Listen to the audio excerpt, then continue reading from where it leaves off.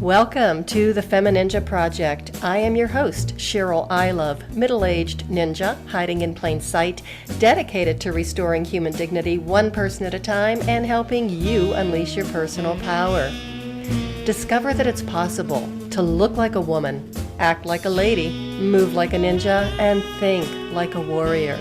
And remember, men are always welcome on the FemiNinja Project.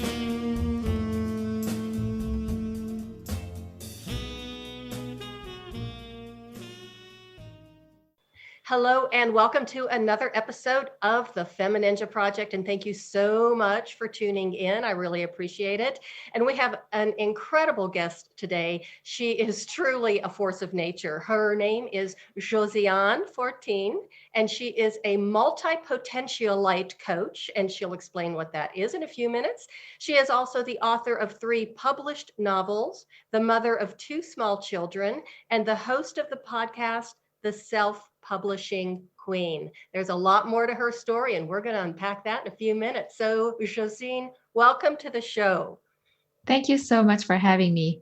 I'm so excited to have you on the show. I really wonder when you sleep or when you have a chance to rest, because you really have a fascinating story. You've got an incredible background. Why don't you tell us a little bit about yourself? Yes, well, you have to remember that I achieved that over many years. And my secret is working every single day towards my goals. So that's how I've been able to get so much done. So a little bit of background about me. So I live in Quebec. I'm a native French speaker. And I decided when I was maybe 14, 15, to go on and be an exchange student. I wanted to learn some other languages. And so my mother agreed only if I finished high school first. So when I was 17, I was hosted in a family in Utah, which allowed me to really improve on my English. I did have some classes in high school, but I was able to speak all day, every day, even dream in English. So that really helped me. And so that was my first really crazy experience in life. And that gave me a taste of wanting to travel and wanting to achieve my dreams. So if you could just talk about the life and the experience in Utah, so much different than the life in Quebec. Well, a lot of things were similar because a family was hosting me. And so I had to call them mom and dad, and I had 3 sisters there. So it was really fun to be part of a family and to actually live their lives. And what was different is their religion. I wasn't raised in a really religious family, and over there they were Mormon. And so I had to get accustomed to all the religious thing, going to church. That wasn't a thing that I was used to. So that was different. So that was, you were living in the States, and then you lived in another foreign country as well. Is that correct? Yes. So it's another exchange student thing. So I wasn't in a family there, but I went in Mexico. So when I was in university at McGill University, I did an exchange, like 1 session in Mexico, and I met someone there. And so I finished my diploma. I got my diploma here in Quebec, and then I decided to return and live with him in Mexico. So I was in the actual Mexico City. So it was really different from my small town here. And I worked there, so I had to get a visa to work. And so I got to practice Spanish every single day in his house. It was in Spanish because we lived with his mother. And so I was able to really, I was there for a total of a year and a half. So I was able to learn Spanish. So you truly are fluent in all 3 languages. Yes, but when I don't use it, it's harder. Like if you were to speak Spanish to me, it would take a couple of seconds for me to find my words. But after, I went to Costa Rica in November 2019, and it took me a couple of days to just get back. And then it just came out really naturally, but it takes a while to get back with the language. Well, yeah, if you don't use it, you tend to lose it. Yes.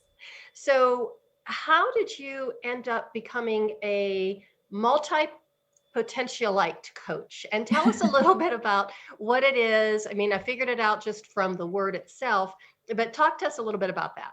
Yes, well, multipotentialites, it's a hard word to say, but what we are is people that have a lot of different passions. Like we might be into creating music, and then a day we're a scientist, and then we change career. We like to switch it up. We like the variety.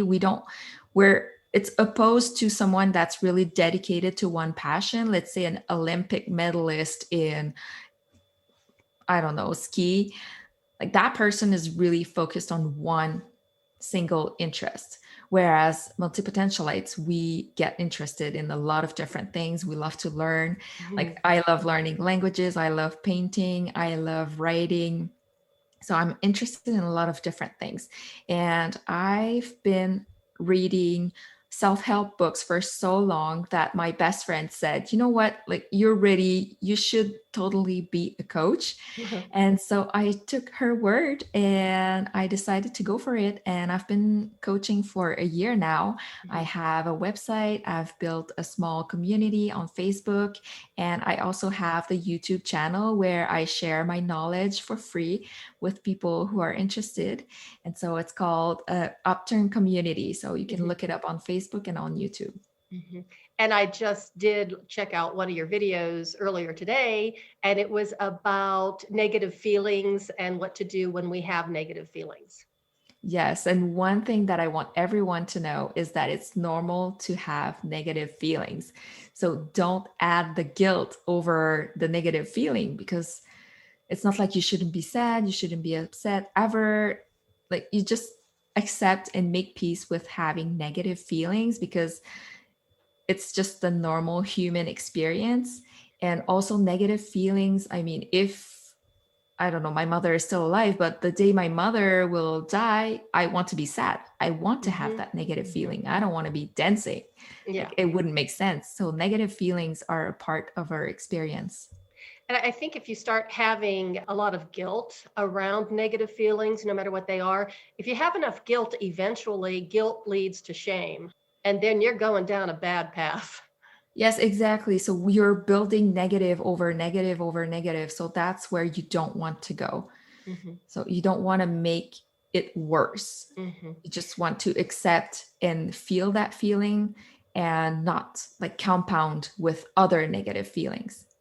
So I have a personal question for you, and you don't have to answer it if you don't want to. It's okay. But just because of the multi-potentialite, and I've spoken to many people who are the same way in their personalities, we just didn't have that word for it.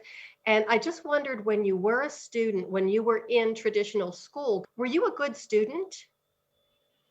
Well, yeah, I was a good student. I got good grades and I really enjoyed studying. And I was able to take a lot of courses and I was able to work at the same time.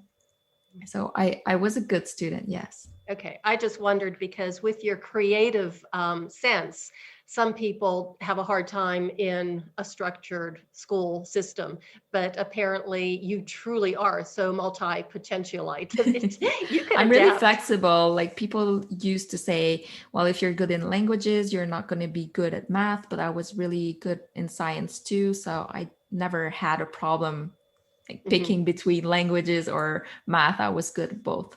Or art as well, because you said that you do art or you love art. Yeah, I was postponing working with art because one thing I teach my clients is that even though we, over a lifetime, we can get a lot of things done and we can hit on a lot of passions that we have.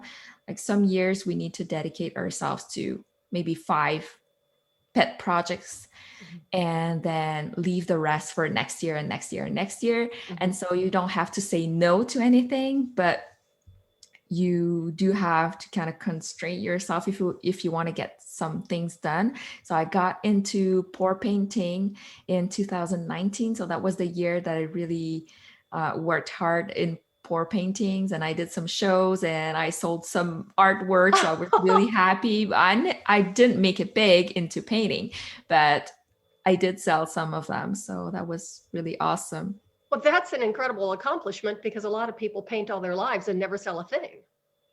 Well, I don't know. I got lucky. Yeah, I don't know what happened.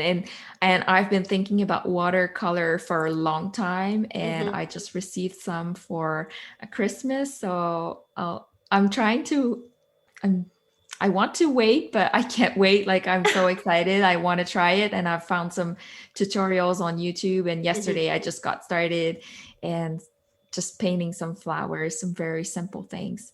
But I I just enjoy it so much. Wow. Well, you truly are a multi-potentialite. I think if I look that word up in the dictionary, I'm going to be seeing your picture right next to it because you truly define the word and you live it. So, how do you do this and manage your two small children? Because you've got a business, you've got a podcast, you're very active online, and how do you manage to balance work and creativity with two little ones? Yeah, well, my kids, my oldest daughter, my daughter, she's 6, she's going to school, and the youngest one is going to daycare. And I'm just having like making use of every little 5 minutes that I get here and there to get things done. And I'm also working on a book where I share some of my tricks about that. It's called Doubling Your Time because I feel sometimes we can do two things at once. And so in the book, I do have a disclaimer of don't burn yourself out with that. But let's say I'm working out, I'm using an elliptical right now. And so I can watch documentaries on Netflix at the same time. So I'm working on my brain and working on my body at the same time. Hmm. And other things, when I'm washing the dishes, I always listen to podcasts. Hmm. So I'm still nurturing my mind and getting something done. So it's that I want to share a lot of things that you can do at once using your lunchtime at work instead of just watching Facebook. You could be doing something during work. You could build a side business during work, during your lunchtime and breaks if you have them. And so I want to share those tricks with other people and working every day, little steps, a little bite. That's how you get to the goals that you have. And so you don't get overwhelmed by trying to do it all at once. I don't do it all at once because I schedule it on my calendar and make sure Hmm. that there's a time for everything. And so I'm very organized. Like all my projects, I have next steps on them, Hmm. and I make sure to keep the variety in that I Mm. need to perform, because trying to focus on one project the whole day for sure wouldn't work for me, because I know I would probably get max an hour Hmm. of work done, and then I would just drift on the internet and just start Hmm. watching whatever, researching and just faking that I'm working. Whereas when I switch it up, like do a small project, do another small step in this project, and that's the way for me that it's working. Hmm. I think that's great advice. And I'm the same way. It's like I get bored with one thing and then all of a sudden my creative juices just dry up. So I have to go from one thing to the next. And it's not that I'm being distracted. It's like, okay, it's just time for a change or time to test myself in a different way or use a different part of my brain or even my body if I'm doing, a ballet class or something. So that is great advice, which makes me wonder. I'm sure that everybody who's listening to this is thinking, when is that book coming out? Because they could use some of these tips. Yes, well, I don't even have a date yet. I've been working on it, but it's not on my list right now. Right now, I'm working on a sci-fi novel, and I just got into some Facebook groups where people write like 20 novels a year. Oh, And so I was like, okay, I really need to up my game. So I'm really going to focus on this book first, and that's a trilogy. And I have many other self-help books that I'm working on, but I think that might be the next one. I'm hoping maybe next year would come out. Yeah. so if this is the trilogy, because I know you have three published novels, is this one after the third? So this would be your fourth published novel. Is that correct? Well, right now I have three self-published novel. I have one that has been traditionally published, and I have two self-help books. Both are in French and English. Mhm. And so this new novel is the first of the trilogy. So it's Okay. going to be Okay. the first one, and I hope that people are really going to enjoy it. I have three main characters in it and a lot of conflict, a lot of things happening. So I think it's going to be a lot of fun for readers. What's the name of the book, or are you not ready to reveal that yet? Well, the working title is Becoming Human because Mm. it's an alien importing his soul or his essence into a human body. And so he's learning to become human. And Mhm. then he needs his wife from the other planet and wants to come with Uh-huh. him, but he's already married. Like the human body was married. And so that's how you see the complications, like how this can get messy. Eh, Messy but fascinating. It sounds like a wonderful book and a really good read. So you'll have to come on back and talk about it when it does go get published, so people can hear about it and get it, because it sounds like a great story. I would love to. So now that brings me to the publishing part, is that you had one book that you published in a traditional way, and you are the queen of self-publishing. So I know a lot of people out there, the self-publishing or independent publishing industry has really changed quite a bit. And a lot of people are writing their books, people who never thought that they would ever write a book or become authors. And so there is a way to do it. I mean, I have a self-published book and I've got a couple more that I'm working on right now. So talk about the difference in the traditional publishing and self-publishing, and then talk about how you can help people with the self-publishing end of it. Okay. So traditional publishing in in my market right here, I know in the US it's slightly different, but you never get an advance on what you write. You just write and then you send it off and you hope that someone is going to like it. But you have to fit within collections or within their image. So if your book is really good, but it has 10,000 words too many, then they will reject it. If it's not exactly like they publish sci-fi, but they like sci-fi with aliens and they don't like sci-fi with like technology, so they'll reject your book because it doesn't fit with what they're publishing. And so that's one of the reason why self-publishing is so great, because you keep all the creativity. You get to choose the cover, you get to choose every little word that goes in the book. You don't have anyone like going over it and making you make changes that you don't want to make. However, traditional publishing, they will pay for the editing, they will pay for the cover, they will pay for the marketing, they will pay for the distribution. So you do have to share the earnings with them though. Mm-hmm. Here, the author will make 10% of the book price. So that's not a lot of money, but Mm-hmm. still, like, you don't have the upfront costs. And the other thing that is nice is that people kind of give a premium on traditionally published book, even if that doesn't mean they're higher quality. Mm-hmm. But there's still a perceived value of that. So that Mm-hmm. might be good if you want to, I don't know, go for that credibility or just being recognized by your peers. Mm-hmm. It could be useful when you're asking for writing grants or things like that. They will require that you've been traditionally published. And in self publishing, what I find really amazing with self publishing is that I sell books all over the world, Mm-hmm. especially now that I've translated two of my books. But even when it was only in French, I don't know why people in England, Brazil, Japan bought my books. So that's very exciting to sell to total strangers in other countries when they've never heard about you ever and they buy your books. So that's very fun.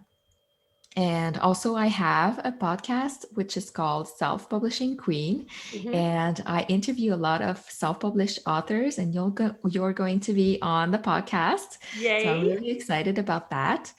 And so I interview them and I ask them, like, how was their experience? What did they like? What did they learn? How do they market themselves? And I just want to know everything about their process and what I can learn from them and what our audience can learn from them. And I also decided, I got so many questions from people, how do you self-publish? So I decided to create an online course where people can see exactly where you need to click and how to make decisions. Because I heard people getting stuck on the silliest things like ISBN numbers, what should I do? And so I say, you have option A, option B, that's how you decide. If you need this, you take option A. If you need this, you take option B. And even the pages, like, should I go for the cream paper, should I go for the white paper? Like, don't waste an hour of your time doing that. Like, I'll help you, I'll coach you through all these things that you think will be game changers, but you just need to go through and make all the small decisions. And so at the end, when you've watched all the videos, if you follow along, you'll have like everything ready. You've had like the bank information, everything is set up so that you can start selling right away. So with, like you say, the bank information, this is what happens when you're selling online. You wake up one morning and go, oh my gosh, where'd that money come from? And it was actually from sales from the previous month that you don't even realize. And you didn't have to be lugging a bunch of books to a book fair or whatever and standing there all day talking to people and hoping that somebody's going to buy your book. And that's just kind of exhausting. The other thing I wanted to ask you, with traditional publishing, and I don't know a whole lot about traditional publishing, but what I heard from other authors is if you go that route, they also can pull your book off the shelves whenever they decide to. Yeah, well, they're kind of the owner of the work because you signed a contract with them. So they can do whatever they want. They can print the quantity of books that they want. If it doesn't sell, they can burn them. Like, Yeah. you are, like, you give away your decision making ability. Mm-hmm. And my understanding is you might own the copyright, but that doesn't mean you own the content of the book. Well, you do own the royalty on your work, but depending on the contract, like some people will make you sign off like all tradition, like translating rights and movie rights, and like there are a ton of different rights that you can have. It can be worldwide rights or just like countrywide rights. So depending on your contract, you need to read it and be really aware of what you're signing. And for my first book, I was so happy that someone wanted to publish it that I just signed, and it didn't matter even if they were to give me 5% royalty. Like, I had no intention of negotiating. It was my first step in the publishing world. So I was just happy and I just took whatever they offered. But some people, they'll be scared of signing off their rights to movies and translation, and so they'll get scared. Mm-hmm. That's why self-publishing, that way you keep everything, you keep all the rights. Mm-hmm. Forever and ever. Yes, and royalties are higher also, so it's Yes, good they to are. know. Yes, Yeah. they are. So if people are thinking about writing a book or publishing a book, do you talk them through it kind of like from the very start of this is how you get started, either write an outline or just get your thoughts on paper? Do you have editors that you work with, or can you just direct people to where they need to go? How does that work? Right now, the online course, you need to have your manuscript ready to go. Okay. So that's how far along you need to be. However, if you listen to the podcast, you will glean on some process that you can use. And also, I have a freebie. It's called the 5-day Nonfiction Challenge. And so during the 5 days, you get 5 different worksheets where you get to go from not knowing what you're going to write about to actually having like a very solid book outline. So what you need to do is to start looking at your different passions, start looking at what people are asking you, and then you go from there and you see, like, if you got a book in you, I think people have multiple books in them.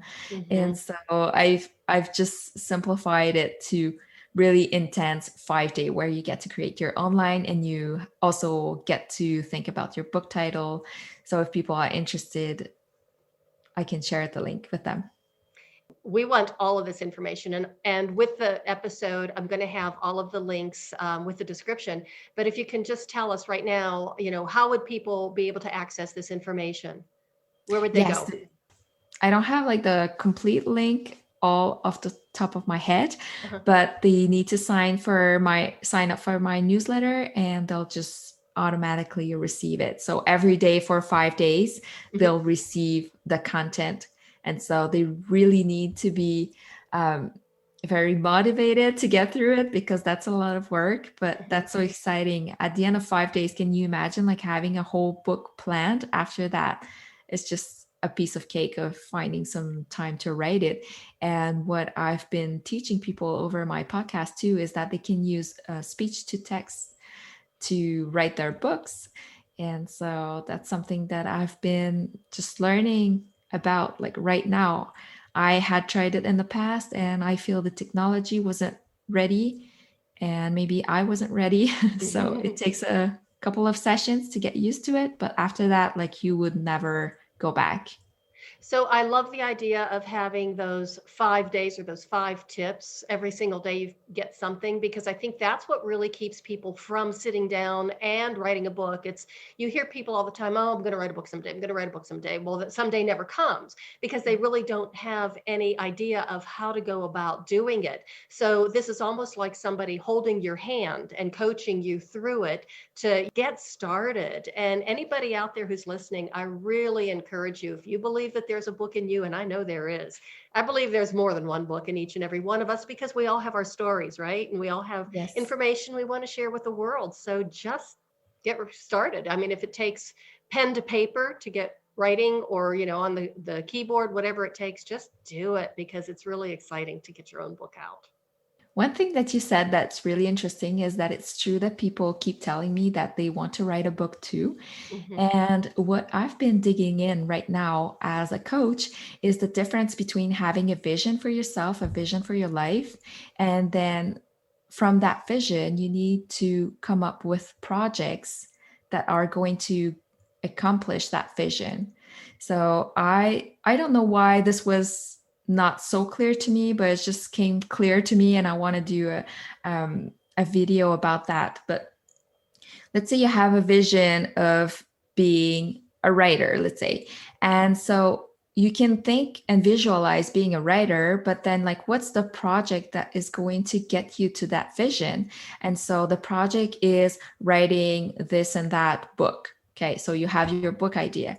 And then, like, you sit down and you divide that in multiple steps, and you try to book that in your calendar. Let's say you're going to write half an hour during your lunch break, and then you book that in your calendar, and when that day comes, then you just sit down and write it. So you have the trust that it's going to get done because you have it scheduled in your calendar. So it's just a matter of days or month to actually get to that vision. But just having a vision is not enough. You need Mhm. to ask yourself, what are the actual actions that are going to get me towards that vision that I have about my life?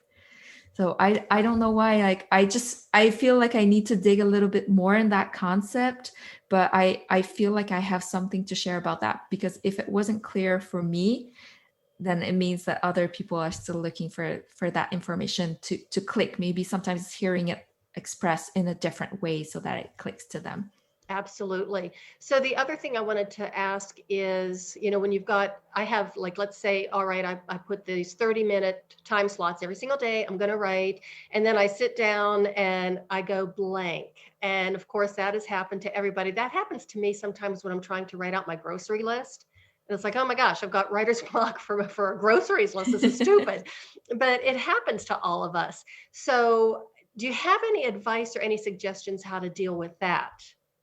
Yeah, for sure. With the nonfiction challenge that I talked about, you're going to have such a detailed outline that it's going to be harder to have your mind go blank. Mhm. And what I can say from experience is that sitting down, like, your mind goes blank before sitting down, but when you sit down and you actually start working, I don't know if that happens to you too, but when I actually open my document and I start reading maybe the past things that I've been writing, it always, I don't know, the movie just starts rolling into my mind, and I just start typing or talking my book. Mm-hmm. That's kind of happening with me now with the two books that I'm working on right now.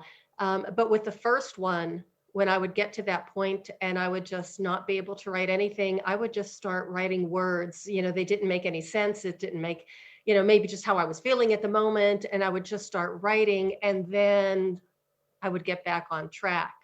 Yeah, that's a good trick to get the flow going with something else or something that you think you're not going to keep in your story, but you Hmm. still like making them talk and making them move so that something is going on, and then you just caught it after, but at least you got yourself the momentum, you started working, and now like you feel the flow, like you get into your zone and you just start continue writing.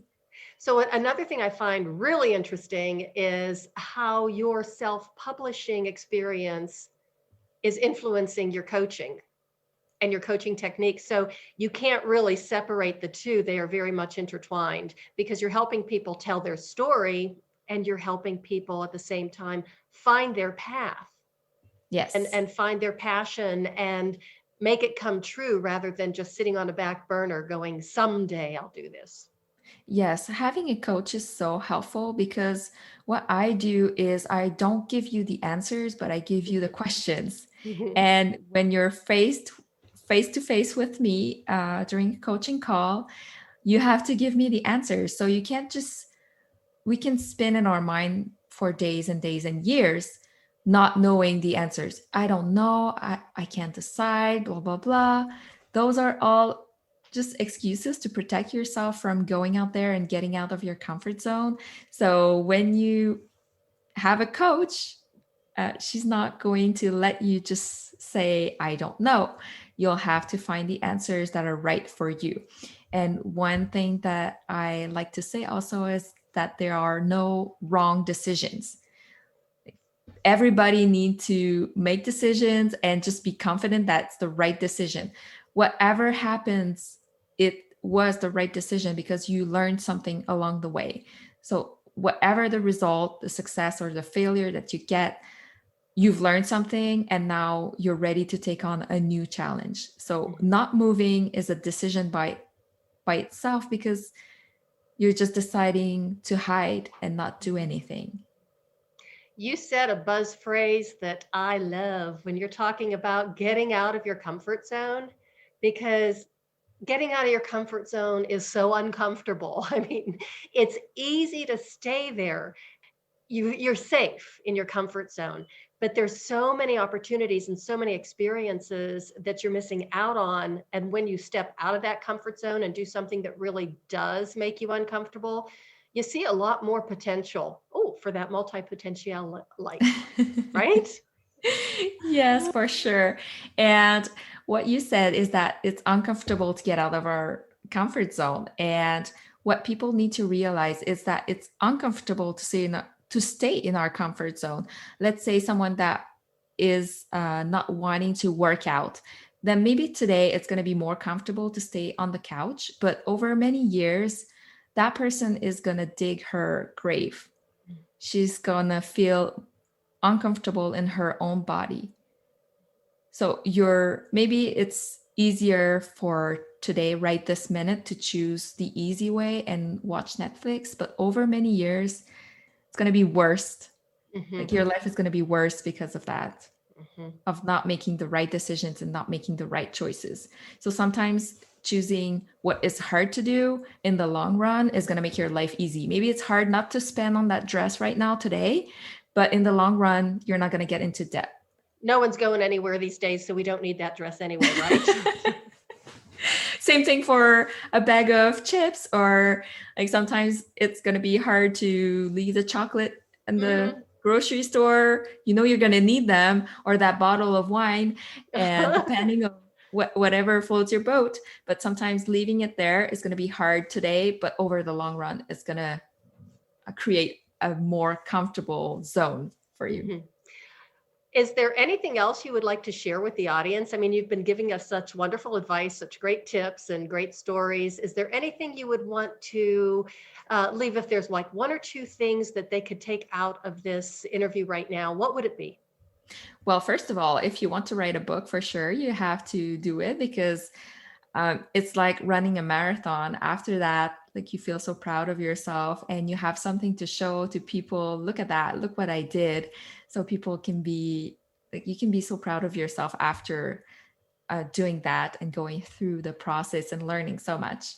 And another thing that I want people to know is when you are stuck and confused, why not take a sheet of paper and write everything down that you've got in your mind? Because sometimes people are overwhelmed. They feel like they have so much to do. But in the end, when they write it down, they might have top 20 things that they need to do.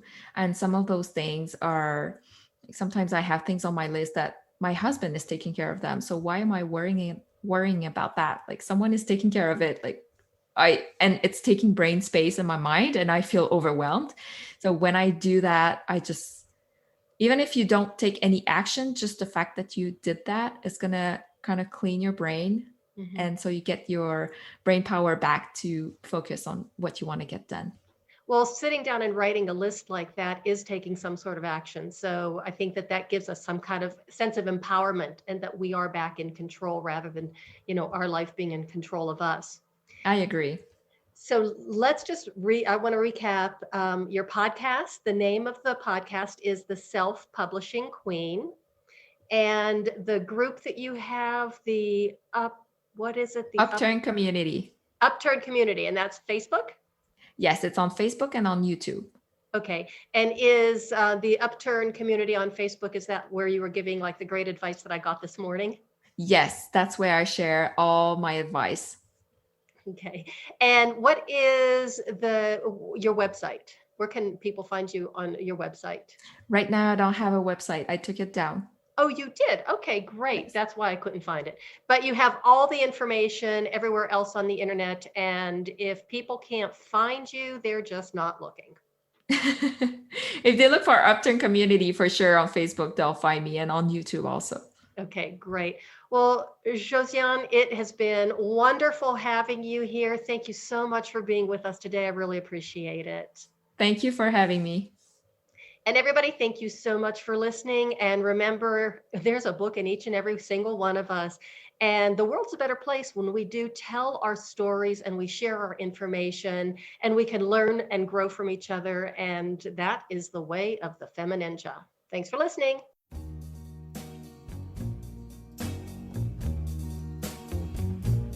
And that's a wrap on another episode of the FemiNinja Project.